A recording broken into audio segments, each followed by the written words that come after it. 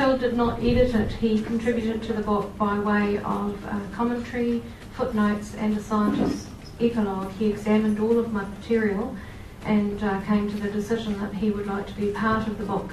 But I'll talk a little bit more about that in a minute. And I think that might have been someone who put a review on Amazon that Gemma read out that wasn't Rudy speaking. He hasn't had contact experience. Well, they call themselves Rudy and said editor. No, I think it's printed incorrectly. Oh, yeah, probably. Okay. So first of all, I'd like to thank Cheryl and the committee and Barry for inviting me here. It's very good, and I'm very pleased to be here to talk to you tonight. I'm going to break the speech into two parts. The first part of my speech is actually going to focus on a lot of my experiences, and the second half of the speech is going to be a more general looking at, we've lost the microphone, no. Looking at things like disclosure, problems that face experiencers, and a few other wider issues in the contact field. So first, a bit about myself. I'm founding director of UFO NZ Research Network, which I set up in the year 2000 with 2 air traffic controllers and a pilot and a few other people, some who are on the site with their image and a little bit about them, and others who wish to remain anonymous. Some scientists and a GP doctor and psychologist, etc., in the background to give consultancy and advice on certain areas. But we are a UFO sighting investigation network, so we have investigators throughout the country who will go to various regions and address issues to do with UFO sightings and interview people, and all of those sightings go on our website. We have conferences and things like that as well. I've been in UFO research for 40 years. This is my 41st year that I'm in now. So I've been around quite a long time in New Zealand, and I had an experience which I'll talk about briefly in a little while that really catapulted me in early adulthood into looking at the contact field and UFO sightings. So my speech tonight is called Waking the Sleepers, the Role of the Communicators. And I'll talk about that piece by piece. First of all, who are the sleepers?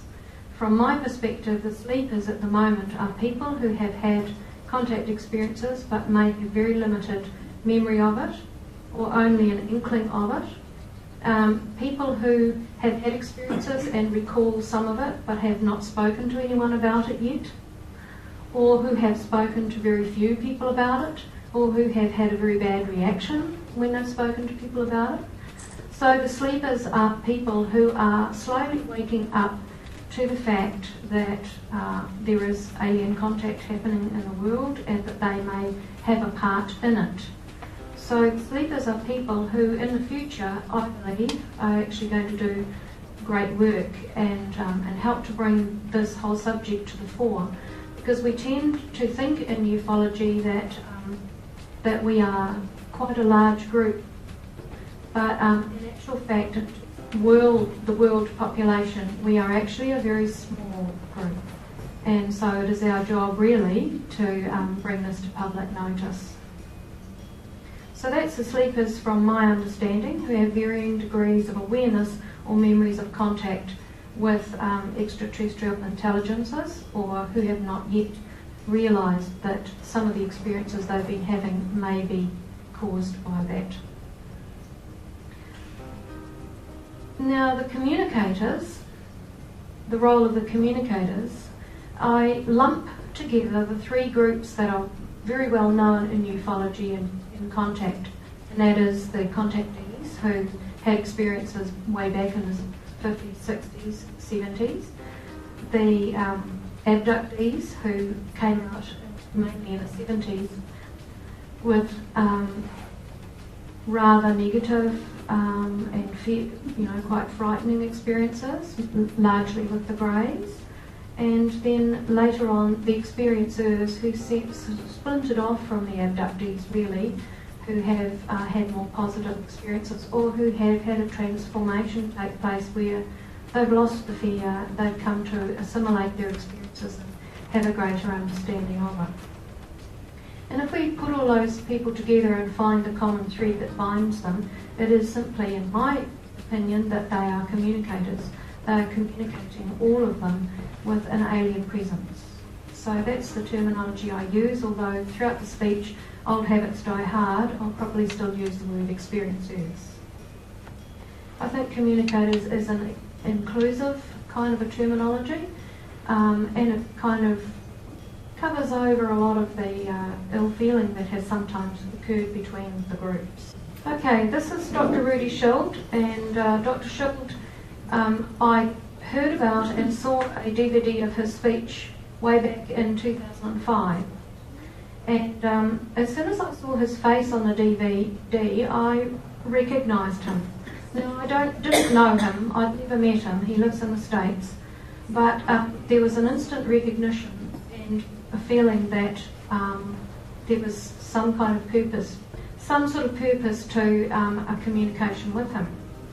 So I spent some time trying to contact him and was unable to do so, and it wasn't until 2007, I think, 2010, sorry, that I actually got in touch with him and sent him some of my manuscript and asked him to comment on it.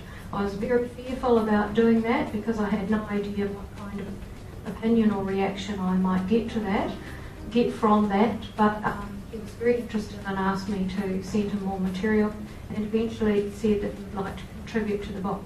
So that's the cover of my book. A lot of things happened during the writing of this book. We all experienced strange incidents and coincidences that happened, and there were a lot that happened in the writing of this book. It's broken into three parts. The first part is about its beginnings, and it describes my early life and my life leading up to, through childhood and up to actually coming to terms with the fact that I was actually having contact. The second part of the book, which is the larger part of the book, is about some of the contact experiences. Now, I've had a lot of contact experiences in my life, so I had to be selective and only choose those that generally expressed what I wanted to express, but there's still a great deal that isn't in the book. The last part of the book is changes, and that's dealing with how we move into the future and what may lay ahead in the future, and what I've been told by the Greys lies ahead in the future. Now, there's some images of various species, but it generally gives a broad picture of the kinds of species that I've had contact with. Top left is what I call an ancient grey, which is rather like the rootstock of the grey species. On the right, we've got humanoid creatures, beings, entities, very similar to us. Bottom left, the mantis. And bottom right, we have the short grey. On the right, we have on the left, in the middle, the tall grey. And on the right, the grey mixture that is mixed with another species with a long skull. My experiences began in childhood, but I didn't recognise them as such at that time.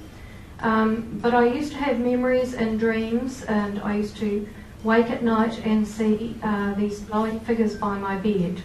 The only person I really talked to about it was my mother, and having a Christian background, going to church as you did on a Sunday in New Zealand in the 50s and 60s, she said, oh well, it's probably the spirit of a relative who's passed on, or it might be an angelic figure. But of course I knew by the size and the shape that it didn't fit your angel image, and I didn't know what it was as a child, who these beings were, but they communicated with me in a very loving sense, and I used to go places with them, but I had no memory of where I'd been, but I would recall coming back with them. So moving through the first part of the book, I talk about how at the age of 20 I had quite a shocking experience on a lonely country road in southern North Island, where we saw a light appear in the sky, then it disappeared, and my flatmate and I, who was in the car with me, began a discussion on what that might be. And of course, you go for the logical thing. It must be a aircraft landing lights, or maybe a helicopter. But when we saw it disappear completely and then reappear within a split second, right beside us over the hill, and then repeat that pattern, then the car erupted into panicked screaming and shouting and arguing as to what it was. And he still insisted that it was a helicopter, no matter how fast it was moving. So this experience catapulted me into looking not only at contact research but sightings, because the light eventually came up behind our car and completely engulfed it. And an hour and a half later we found ourselves at the far end of the strait. It was no longer late afternoon sunshine, it was completely pitch black. We were thirsty, we were frightened, we were shaking, and we didn't know what had happened. So from that point on, I was a young teacher at the time, and I moved to quite a remote area to teach, and found that there were people galore who were having sightings, like fishermen out early in the morning, people setting crayfish pots late at night, people out herding cattle and bringing cattle or sheep in bad weather, who saw all sorts of things. And so that's when my investigation and recording of these experiences for people having began. Okay, so the first experience we're going to have a look at is chapter 18 in the book, The Galaxy Screen, and that occurred around 1978, possibly within a couple of years, because I don't recall the exact date of it going back that far. But on this occasion, I was taken on board a grey craft, and I was taken into a room by an entity that I had had a lot of contact with over the years, who I had nicknamed RJ. And I was shown the screen that you can see there at the bottom of the image there. It was like a large rectangle divided into a grid, like a mathematical grid. It was a dark colour, and when I first walked into the room, I felt that there was something different about the spatial capacity of the room. It seemed as if I was walking into a round fishbowl, but at the same time I could see that the room was square. I could see the walls, and I could see those white screens that went right around the walls, roughly its kind of waist height. But still I felt there was something strange about it, and he instructed me to not worry about that. The important thing was that I looked at the screen, which he activated through thought, and up came the image of the Milky Way galaxy. And he then said that by touching the screen in any of the tiny, minute grids, he could bring up in the room a virtual image floating around us of that section of the galaxy. So this was quite phenomenal. We played around with it for a little while. And so if you can imagine standing in the middle of the room, I then understood what this odd spatial quality was, because even though at the time I entered the room the virtual display was not taking place, the mechanisms that enabled it to take place were taking place. So the room had this strange circular feeling about it. And up came planets. He would touch here or touch there, and up would come sections of the galaxy and other solar systems. But in particular, he wanted to focus on one solar system. At one point, he showed me in the virtual image. This is a painting a drawing my husband did for a different experience, but I'm using it here because it illustrates what I'm talking about. He was able to alter the virtual display in the room, and remember, this was happening at the time when in our society we had no virtual reality displays. But I was able to describe this way back in my own terminology. I'm now using the word virtual display because I now know that that's what it was. But at the time I just described these things floating in the air.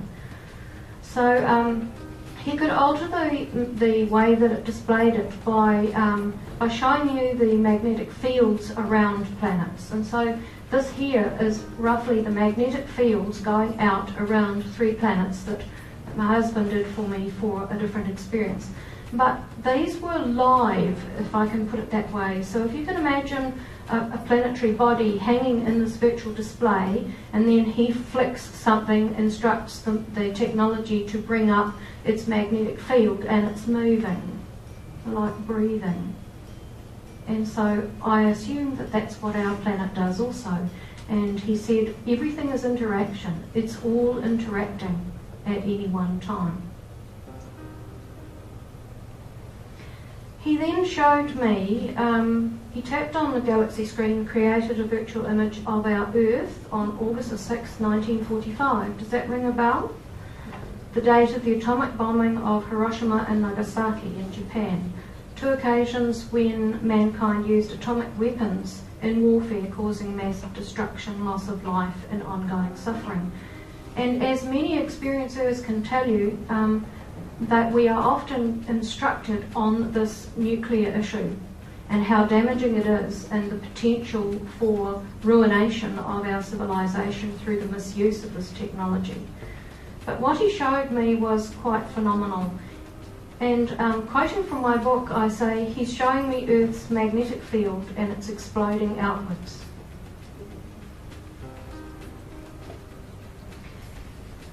I can see the effect of the explosion reverberating right out through the solar system and further out into the galaxy.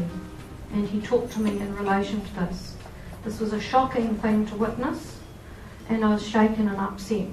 He reached into my mind with his mind to search for images or terminology that I could make sense of that might express a sense of purpose and commitment. And he discovered the words in my mind, fire in my belly. And he said, this image will put fire in your belly. Witnessing this scene would make me want to influence people's thinking about nuclear warfare, nuclear power, the possibility of things such as what happened in Fukushima in Japan, where the nuclear leakage is creating havoc. So this is Hiroshima, and on the top right you can see the city before the explosion, bottom right afterwards, and Nagasaki. And this grey entity said to me, time could stop for you, there will be nothing left of you on the grid. And he's referring to the galaxy screen I showed you before. We could disappear. Just for your interest, some of you may like to look at this. I've just put this here, I'll talk about it very quickly. If you like to Google a time-lapse map of every nuclear explosion, etc. on Google, you will come up with something that has been formulated by a young Japanese artist that shows you every explosion, and my goodness me, how sobering it is to watch this. You start in 1945 and you've got the odd explosion, starting with the US, moving into Russia, and by the time you get into the 70s and 80s, it's like this. All over the planet, including outback Australia, numerous in outback Australia. So this was quite clear to me that I'd been taken into this room to be told this lesson and to talk about it to people. But I'm not the only person that this has happened to, and I know quite a number of people who will tell you the same story. And there's a breakdown of what that video will show you. A total of 2,053 explosions on the planet, not counting ones that North Korea may have done. Now, a friend of mine and colleague, retired Captain Robert Salas from the US, has written a book called Unidentified, and he talks about how he was stationed at Malmstrom Air Force Base in the late 60s, and a UFO came down over the base when they were bringing up the Minuteman missiles to test the control systems, and the UFO shut them down. This was, the people who worked at the base were silenced and had to sign confidentiality agreements, and eventually he did a lot of research on this in later years and found out exactly what had taken place, how it had been covered up, and he has gone from being a person who was involved in the Minuteman missiles to an anti-nuclear campaigner. And there's Robert in a quote. He says, if each of us commits to the idea of the complete and total abolition of nuclear weapons, together we may have prevented nuclear war. And I would say, together we may have prevented ourselves from annihilation. Okay, the next experience that I'm going to talk about is an interesting one called Passing Through the Planet, which happened in 1987 when I was 32 years old. My memory of this incident was of flying a scout craft, a small scout craft with 5 people on board. And I say people because it started off on a grey craft, and I was told that I was going to be given instruction in flying a scout craft. I felt very nervous about this, but the crew, who looked like humans, tall, mainly blonde, but with brown hair, also humans, came towards me in tight-fitting suits. It was very daunting because I'm not that tall, and they were, and they looked extremely striking because they were tall and thin, slim, and they had tight suits on, and they had a bearing about them of intelligence, and I felt quite intimidated by it. And I wondered why I had been selected, and while I was wondering, they were already knowing what I was thinking and responding to me that this is actually offered to quite a number of people, because they wanted to see how I could take the skills that I had learnt from the Greys of operating technology using the mind and transfer it to their technology, which had a slightly different feel about it. And I have met a number of people worldwide who describe, like me, who describe that having flown a small scout craft. This is an old image my husband drew years ago in my 90 in the scout craft, and looking out that screen there, that where it appears to be a window, it's actually what I call a window screen, and in my book I abbreviate it to W/screen, because I found that they're quite interchangeable on a craft. It can be a window one minute and a screen the next. And the tall entity on the right I called the lead male, because he seemed to be doing all the instruction. The woman there was a scientist, and I was told that they were taking me to another part of the planet, and when I opened the window screen, instead of it being dark in the southern hemisphere, somewhere where it was daylight, and the hills were covered with autumn-coloured trees such as we don't have in New Zealand in that kind of quantity. Behind me, where I was standing, behind me were 2 tall males who were operating other technology on the back of on the side of the craft. So what we did was we hovered, and I had to receive instruction on how to fly the craft using 2 modes. One was manual, where a lever flipped up out of the console, and I had to move that lever in a way that moved the craft manually when it was in a stable position. And by stable I mean it's wobbling, it's doing the falling leaf kind of movement. And so I'll just go back to that one. Okay, so the manual involved using that lever that I've got in my hand. The thought mode was actually operating the craft by connecting to the conscious technology of the craft and flying it with my mind. And it's quite interesting how I assumed that the manual would be easier, because I thought, well, I can drive a car, so I should be able to use a lever to make the craft move. But in actual fact, using telepathy or thought was by far easier, because it bypassed all of the neurological messages to muscles, tendons, and all the rest of it, so there's a delayed reaction. And the thought then, when in thought mode, you had to then modify the thought's intensity, so that you didn't wobble the craft too much or move it too quickly and send it into a dive. So there was quite a bit of discussion and learning that went on until I was able to master this. Once again, I'm not the only person who talks about this, other experiences do as well. Then they told me that they were going to surprise me, give me a surprise in the sense that when they took me home, we were going to pass through the planet.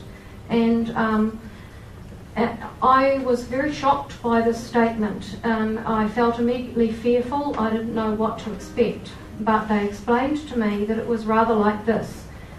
You would start moving, and then you would move outside of the reality or dimension that we were in at the present time. You'd move outside of it, and then you would go forward in some other reality, some other space of time, and then you would move back in again. And that's the way it was described to me, simply to enable me to understand it.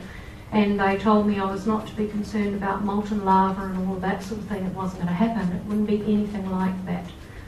So we started by going out into the atmosphere. So I say in the book, first landform and then ocean, and cloud banks receded into the distance, and a breathtakingly beautiful vista of planet Earth, such as I will never forget, filled the window screen.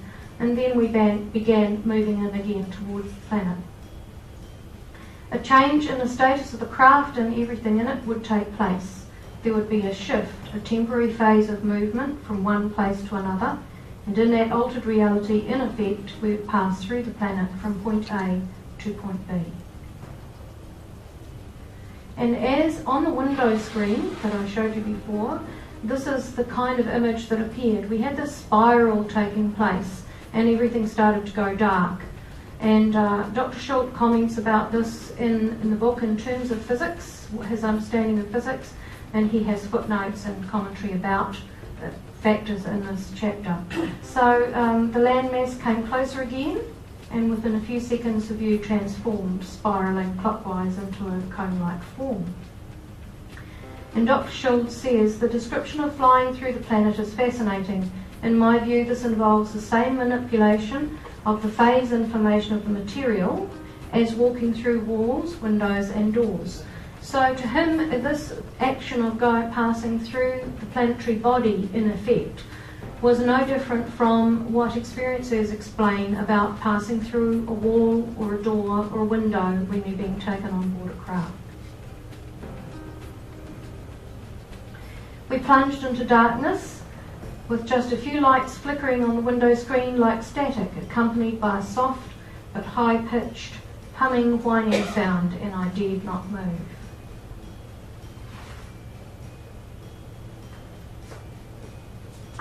And Dr. Schultz says, Suzy's description that flying through the Earth's interior produced images of a dark tunnel-like cone or vortex on the window screen suggests again a process dominated by spiralling waves related to consciousness. So everything associated with this craft related to consciousness. It was as if the craft itself was alive, and once you connected to it by placing your hand on a rubbery pad so that your electric field became part of the craft's intelligence, then it was quite simple actually to instruct the craft to do things, and you were just tapped into that. And I noticed that when I put my hand on that pad, I felt a slight electric tingle, and my body went momentarily cold for a little while. Okay, now we're going to have a quick look at a chapter I've talked about before in Sydney. It's called The Test. We start with part 1, An Alien Internet. This, I had extremely vivid and detailed memory of this experience. I wrote screeds about it way back then in 1993 when I was 38, and eventually I had a regression on it, and very little extra information came out, only some minor details, so I had recalled it extremely well. And in this image here, you'll see how we moved along a long corridor to this room where a test was being held. There were 16 adults, and as we moved, this bubble of light seemed to move along with us. And this is one of the many features that you see on board a craft, is the unusual way that light behaves. So there was no visible light source. We just seemed to emanate light around us, interact with some field in the craft, so that as we moved, light moved with us. And ahead of us it was quite dim, and behind us was quite dim. We were all seated in the room, and each of us was assigned a grey. So there were quite a lot of greys in the room because there were 16 of us and we had a grey partner to work with. We were each given seated at a console, and these three entities here were in charge of it. The two behind the console were the major ones, and they're what I refer to in my book as the ancient ones. They seem to have a vast knowledge, and they relate to you telepathically quite differently to the rest of them. They're very intense, and it can be quite daunting. One of them has the classic cone-shaped head, and the other was quite lined. So seated at our console with our partner, I will call him, on the screen, that symbol there, which looks, I'll explain more about this a bit later, it looks almost like a G, and it could be like a K added onto it. And I have noticed that on board craft there are two kinds of script, which I will describe in a little while.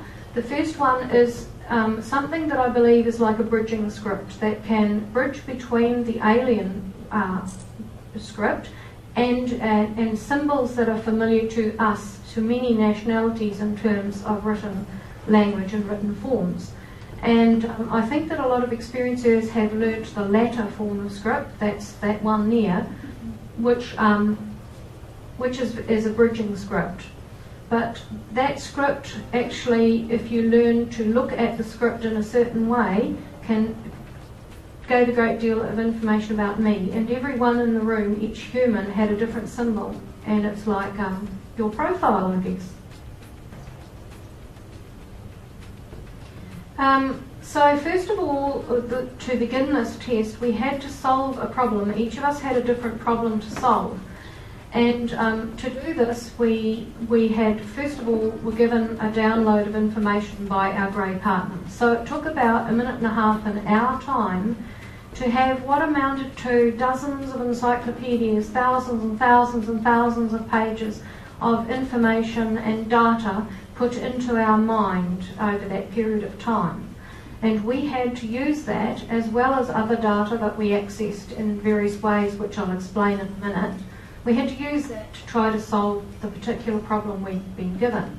Now, they made it clear to us that it was not actually the problem, the answer to the problem itself that was important to them. What they were looking for and observing was our ability to use the skills they had taught us in order to utilise the technology and to come to some kind of answer. It didn't really matter if the answer wasn't correct. It was how much skill you were able to show that you had learnt. So each of the greys had with them what I called an information tablet. So big. Very similar to what we now would see as an iPad or a tablet. And remember, this was back in 1993. I didn't have a computer. In fact, most people in New Zealand then did not have a computer. Computers never really came into New Zealand apart from in government institutions till around 1995. So what I was able to describe in 1993, it was years before I actually realised what it was I was really talking about with some of these things. And in more recent times, our technology has come out, which is just so similar to what I used way back then. It's not funny. So on this tablet that he had, it was like a very much more advanced version of our present-day tablets or iPads, and it was flexible. It was like an X-ray sheet, flexible, very thin. You could bend it, but it didn't have any visible power source. You could touch it and up would come certain things. And on mine was displayed 5 boxes. Everyone in the room had something different. Some had 6, some had 3, some had 2. And that was more information you could access. And so each of the greys put those into a slot in the larger console, and it came up on a larger screen. So we were to use what was in our brain, had been put in our brain. We were to use what we could access through the information they'd given us in this.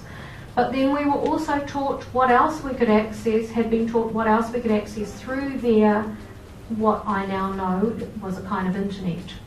And some of that had to be accessed using consciousness by going into just one symbol and down like a wormhole, and out would open out a vast amount of information. We could flip through stuff and use a lot of the skills that we use today. There's that image again, because one of the boxes contained an image of energy fields or magnetic fields around the planet, and my task was to to determine a way from one point to another point within a planetary system in the best possible way that didn't interfere with these magnetic field energies. So there's an image of working on the screen, and you'll see out in front of my eyes is a projection. And so we actually could produce from our mind a holographic image. Now don't ask me to do that now because I can't, but if I was on a craft I undoubtedly could.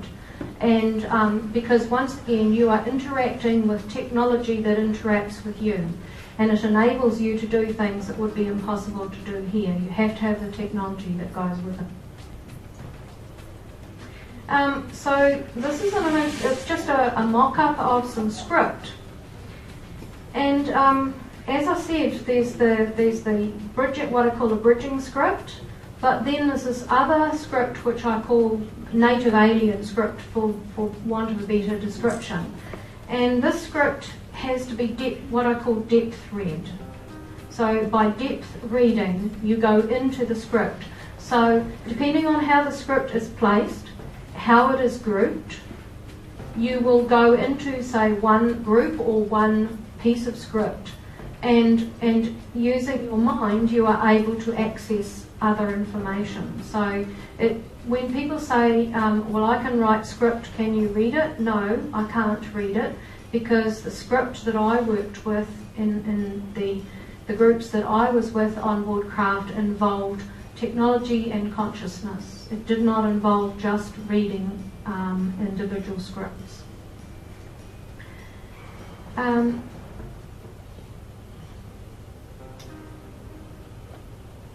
Okay, so moving on, I was contacted a while back by an experiencer who had experienced something similar, and I'm always looking for corroborative evidence, because this gives the stories that experiencers tell a great deal of strength and reality if we can find people in the world who've experienced the same.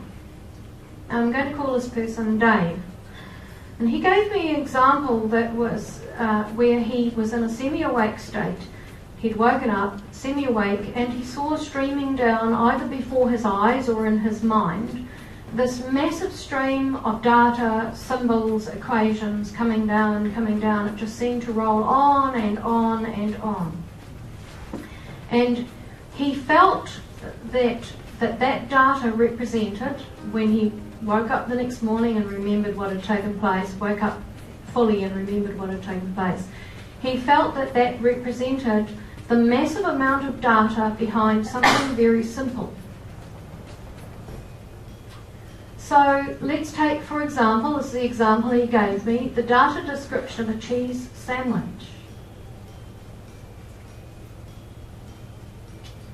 Go back to that one. Okay, so let's have a look at a cheese sandwich. If we look at the data attached to that, we might say the ingredients of the sandwich, the ingredients of the sandwich, how the cheese was made up, how the bread was made up, the chemical makeup of the ingredients, the odour of the ingredients, the taste of the ingredients, what company made each of the ingredients, what grain was grown, where it was grown, what kind of soil it was grown in, what breed of cow the milk came from, what company made it, in what country, how the sandwich was made, who made it, what was their background, why did they make the sandwich.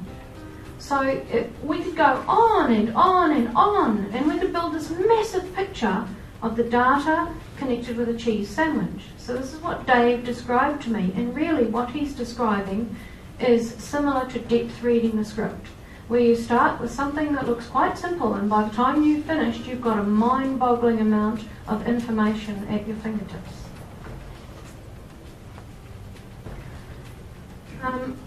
In a test situation that I've described, this is exactly what they expected us to do, to use telepathic skills, consciousness-related technology, and skip through vast amounts of information.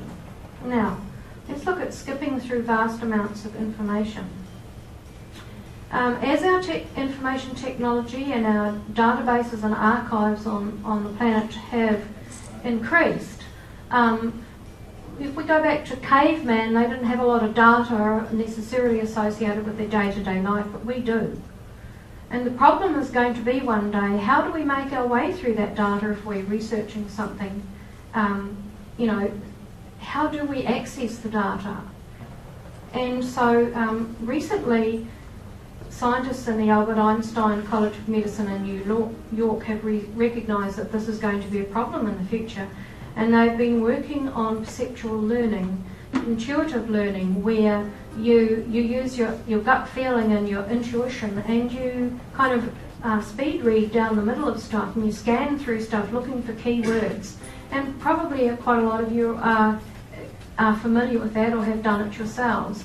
But we're talking about vast amounts of information where students may be required to do this. And so the whole way that we look at information and data in the future is going to have to change, because the way data is stored is going to have to change, and the way we can access it and understand it and work our way through it is going to have to change. So it's very interesting, because over time I have seen this drawing together of what I experienced back in 1993, drawing together with the technology that's coming out now, which almost exactly matches in concept what I experienced all those years ago.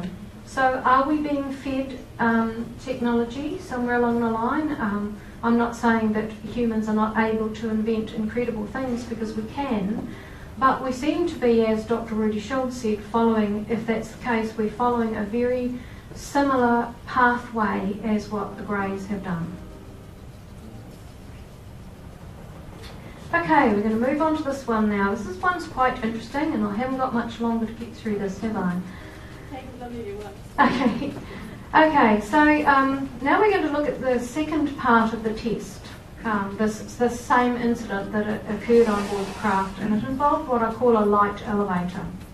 So when the test was completed, out of the 16 humans, there were 4 of us, including myself, who had shown ability to use the skills and technology that they were looking for. And so the rest of the group was taken off down a corridor, because they were getting ready to return us home. And I was asked to take the pile of information tablets, which had been taken out of the consoles, and I was asked to take them down 2 floors in the craft, which was a large craft, to have them cleared, I was told. And I was told, given a symbol to use in the elevator. Now on the left there you can see what I describe as the light elevator, and my other nickname for it was liquid light. So it was a tubular perspex glass kind of exterior, and it enclosed a column of bright bluish-white sparkling light. Now this light seemed to be liquid, almost liquid, moving up and down like this simultaneously. And when the door slid open and you stepped into it, you were suspended. So I remember years earlier when I was younger feeling quite nervous about getting into one of these, thinking I'm going to fall straight down the hole. But you don't. You are suspended in light. And this light feels like velvet on the skin, is the only way I can describe it. And you think the symbol, and in the blink of an eye there's a momentary blackness in your faculties, and in the blink of an eye you're there, the door's sliding open and you're stepping out on another level. Now my memory of this was extremely clear and profound, and I tried to convince myself that I must have been imagining it. How could anything like that exist? It just didn't make sense in light of our own technology. So all the way through I questioned my experiences, questioned them, asked, researched, looked for other people who might have corroborative information. And while researching for a 2006 conference that I was speaking at, I looked up some sites. I wanted to use this test experience as an example. And I looked up some sites where experiencers had put their artwork, and it happened to be a US site. And I was astonished to find this. And I was able to contact the person who drew this, and I'll call him Jeff. And he called that image that he drew liquid light, which is exactly what I had described it as.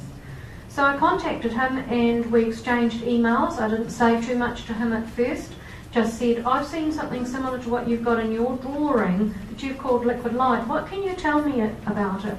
And he came back with the same details as me. Well, actually, it's an elevator. You think a symbol and you go between floors on a craft. It's very soft. You're suspended in it, etc., etc., and basically giving me back everything that I knew anyway. So this was quite a revelation for me. It was one of a number of little turning points in my life as an experiencer, because it was the very first tangible thing that had cropped up that I could grasp that said, hey, I didn't imagine it. It's real.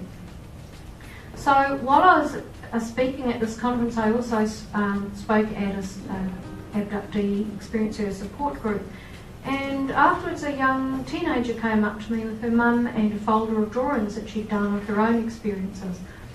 And lo and behold, I'll call this young girl Anne, and she called it a teleporter. And I said, well, this looks like an interesting picture. What can you tell me about that? Same story. It teleports you somewhere. You think the symbol and you go, that's how you travel. And it's very soft on your skin and it's a bright, sparkly light. So 3 experiencers in New Zealand, Australia and the United States can all describe travelling in this phenomenal piece of technology and describe it exactly. And this is really the corroborative evidence that needs eventually to get out to the public so that they understand that we're not all Fruit Loops. So, continuing on with this, I step out of the light elevator, and on the wall behind the console where you saw a grey sitting, there's the window screen. And in it I could see a dome. You can see how it slopes down in a dome shape. You're looking at one end of it.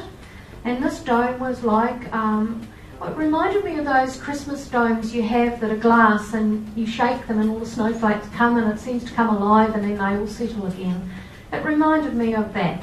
And in it there was vegetation, there were some seats and there were greys and humans in there. But contained within this this dome was like a bright golden sunlight. It did not emanate out beyond the walls of the dome. Just like at the light elevator, the light did not emanate outside of it. Our light radiates. It radiates outwards until it gets to a vanishing point. But their light can be contained. And that's a phenomenal aspect of their light that we don't yet understand. So I asked the female grey sitting behind the console, what's happening there? And she was not at all keen to talk to me about it because they're very compartmentalised. You're there for this purpose, and if you see that, then I'm going to tell you about it just at the moment, because time is short, everything runs to a tight schedule, and they'll talk to you about what you're involved in, but not necessarily something else. But she did say to me, this is where you humans go if you have to spend a long time on the craft with us. Why there were greys in there also, I don't know, but to me it seemed like an artificial sunlight. However, I asked her about, she said, oh, you've probably seen these screens before, and I said yes. She said, but did you know that they have a variety of functions? And at that point I didn't know. I knew they could be a window and a screen, but I didn't know what else they could function as. And she described they could be a wall. So a screen on a craft can sometimes just disappear and it'll become the wall. That's the other one I knew about too.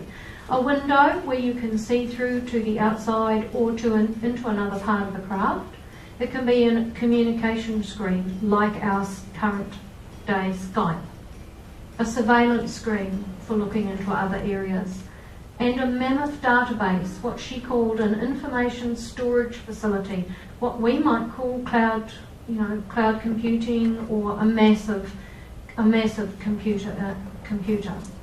So I found that very interesting. 5 functions, okay. Now, when I spoke to the late Dr. Roger Lear at a conference I was at, we went out to dinner the night before the conference. And we talked about all kinds of things, had a great discussion, and quite by coincidence, if you want to call it that, he said to me, told me about someone he had spoken to in the States who was in the military, who he had interviewed. And this person had described being taken on board a craft at a military base, and it was invisible, so they had to actually be escorted to the craft and told how to get into it, feel where the steps were, and when they got inside they could see out, and they could see out through what appeared to be a window.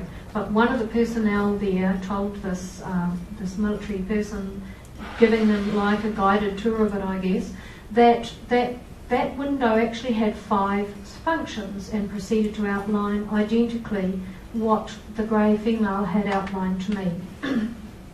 So that was just another little corroborative thing cropping up, and I said to Roger, can I use that in my speech tomorrow? And he said, by all means.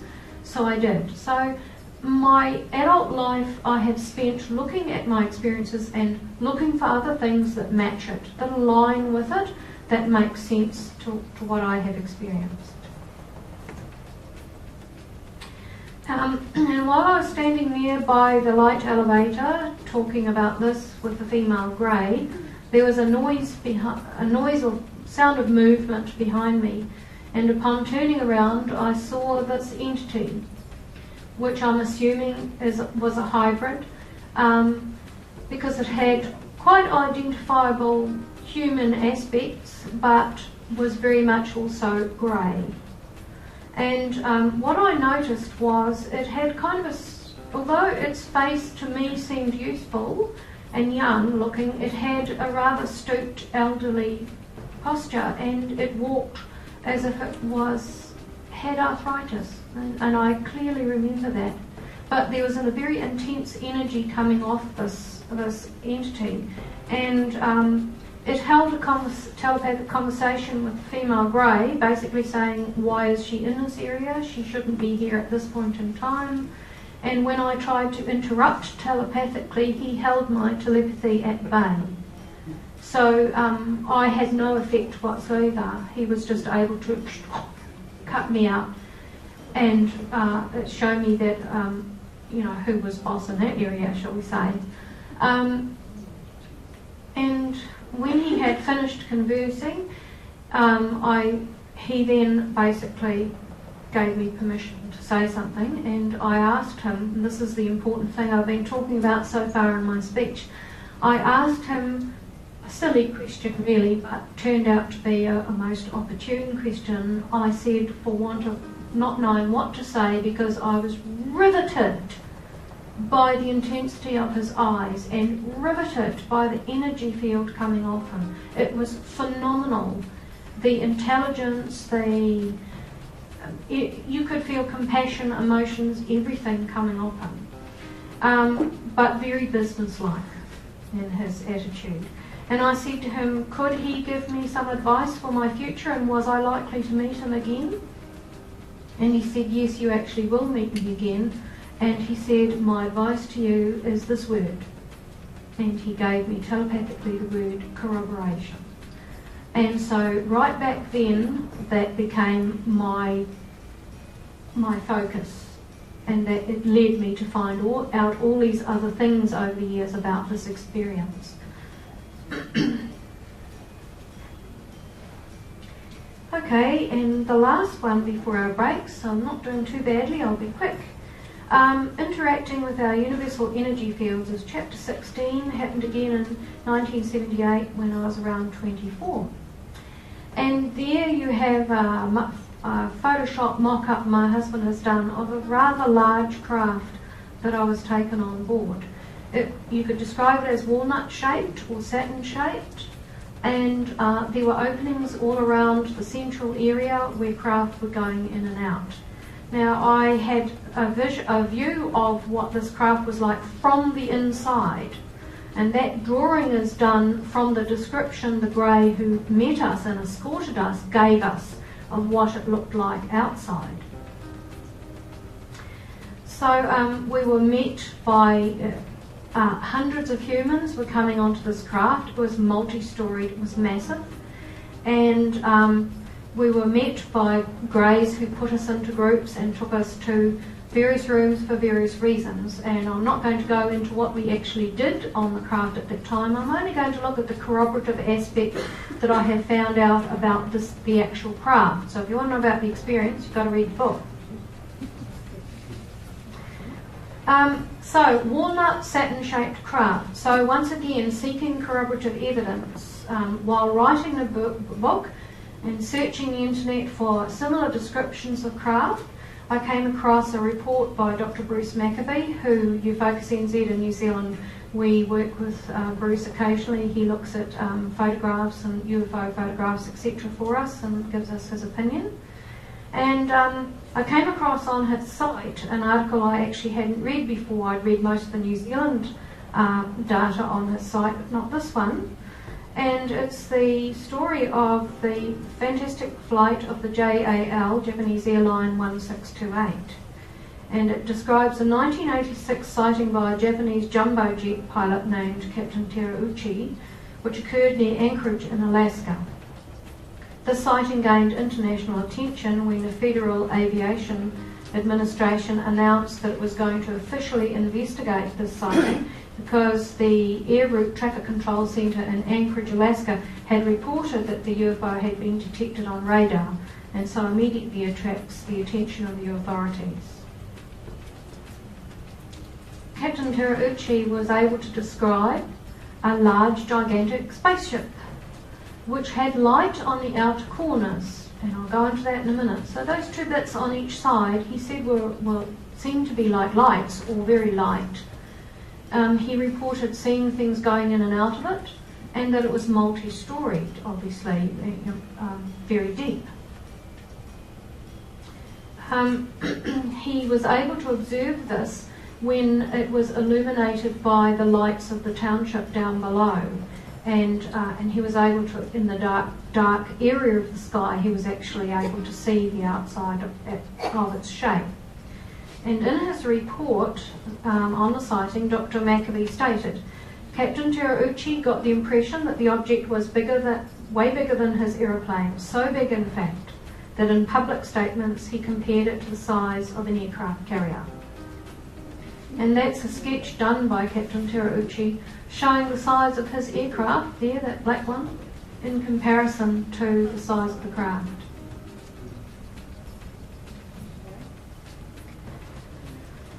And in his narrative, Captain Terauchi recalled the following words. He stated, "We arrived at the sky above Eilson Air Force Base and Fairbanks. The lights of the city were extremely bright to eyes that were used to the dark. The cockpit lights had been turned off to illuminate window reflections of internal lights." And he goes on to say, "We were just above the bright city lights and we checked the pale white light behind us. Alas, there was a silhouette of a gigantic spaceship. We must run away quickly. Anchorage Centre, JAL 1628 is requesting a change of course to right 45 degrees. It felt like a long time before we received permission." So I believe that this 1986 description of a massive craft corroborates the multi-levelled craft I visited, even down to the fact the captain also saw lights leaving and entering the craft.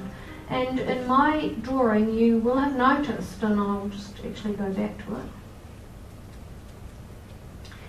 you will have noticed that band of light along there around the middle, and that's because when we went into that room, the room all the way around was a massive hangar, and it was full of all kinds of craft coming and going. The archways is where they were entering, but the walls came up so high, and then the slanting roof leading up onto the rest of the body of the craft was completely see-through. So when you looked up, you could see the night sky, the stars, or whatever was out there. It was completely see-through. As to whether he has recollection of that, because it makes sense to me that if he saw lights at either side of it when he was looking at it, then he may well have been seeing where the light was intensified. Because on each end there, you would be looking straight through all see-through piece of roof. And the very, very bright white light inside the hangar would have been intense in both of those spots on either side of the craft looking at it. So that's just one more example of the kind of evidence I have looked for years to bring a sense of groundedness and reality. I'm a very practical, down-to-earth person, and I don't go for flights of fancy and imagination in any of this. I state what I have experienced, and some of it has been investigated through regression. Sometimes extra information came out, but the vast majority of what I describe in my book is based on actual conscious memory. As I said, some have been investigated through regression. And on occasions when we did a broad regression, such as looking at a time when I've been on board craft with, say, one of my sons, some extraordinary, unexpected and unrecalled incidents came out with a great deal of detail. So I'll leave it there because it's 5 minutes after we should have stopped, and we'll carry on with some broader topics after the break. Thank you.